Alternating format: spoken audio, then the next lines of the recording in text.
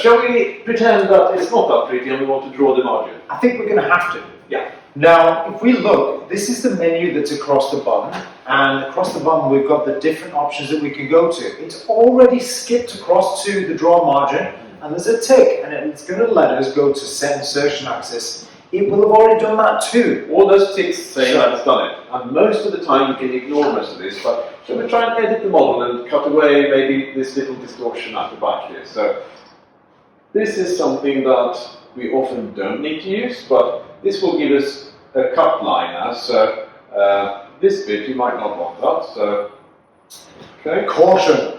Existing restorations are deleted. If the model is edited, leave this step without editing to keep all restorations. So I would turn off all these annoying menus, but don't show me that again. So, but it's there for a reason. So you know, that's where we are. So what's this line then, Alan? So the line is just the same as the cut that we did from the scan. We're just clicking, clicking, clicking, clicking. It's a nice way of doing it. It just starts like that, and then once you're done, just double click, and then it will cut it. There we go, and it's popped it off. Now with that cut, we don't need to close the loop like we did in the last one. Here we're just going to point it in away from the model on the other side. Now what you can do, you can see it's selected but it's ghosted, not completely gone. Now why would we have that, Patrick? Well, you might find that you've cut something inadvertently. You might have sort of trimmed the model and then you realise, well actually I didn't want to lose that bit. So it will show it greyed out for a little bit, so you have a chance there to rectify that if you need to. And you can even invert it, or you can click back and just ignore all of everything you just done. Exactly. Now, the replace function is a good one to go through, because the replace function is for if you've got a hole and if you've got an area that's a bit of a bumpy bit, say you've had a little bit of something stuck to something and you just want to take it back a bit. The ideal scenario would be we go back a stage, smooth it off and rescan. But if it's in a non-crucial area, then potentially you can just replace it. I would personally suggest option A there, if rescan is going to be better, but we can still use the replace function if we need to. And what it will do, it will, if you select a circle, then it will flatten everything, but try to keep it in line with how the surface is changing around it.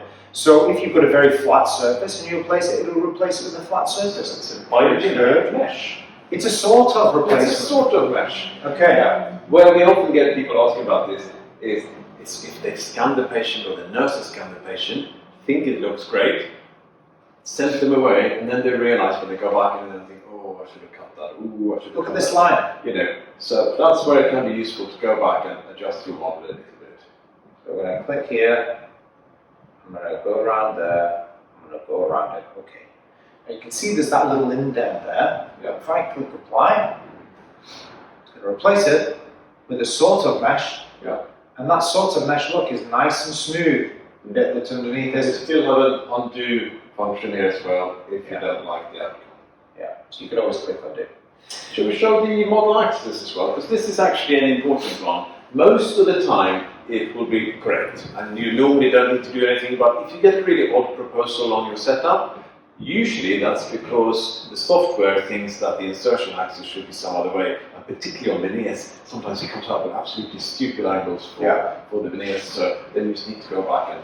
It's actually done a really nice job with that, and probably 90+% of the time it does do a really nice job. Some of the rest of the time it's a bit of a sort of job, and then probably about 5% of the time, 1 in 20 or maybe more, it just kind of goes a bit crackers and puts it all over the place. Usually if you have the two arches and they're in occlusion and you've got enough teeth, then the software normally gets it right. But the bigger risk is if you have just a single arch, it might do it, or if you've got a partially dentate patient where you've taken the denture out, things may have dropped one side, and it just needs to be forced into the right position. And it's important because if we don't put that in the right position, then when we're going through the later stages, then it's not going to be correct for the average value articulated that's in the software to calculate the restoration. It's going to do something crackers. So sometimes it could be something as simple as if something's not calculated well or at all, and it's crashed or having problems, it might be something as simple as you've not gone back to check the set model axis and you've ended up where it's in a wrong position. Now, what does it say here, Patrick? It says, warning, resetting the model. Access causes a deletion of already calculated trim lines and margins. Yeah, this is actually a warning message that I've left on my system because my associates might want to hear that. But obviously, every time if you do a big change like that, you will need to recalculate it. But sometimes people need to hear that a little bit.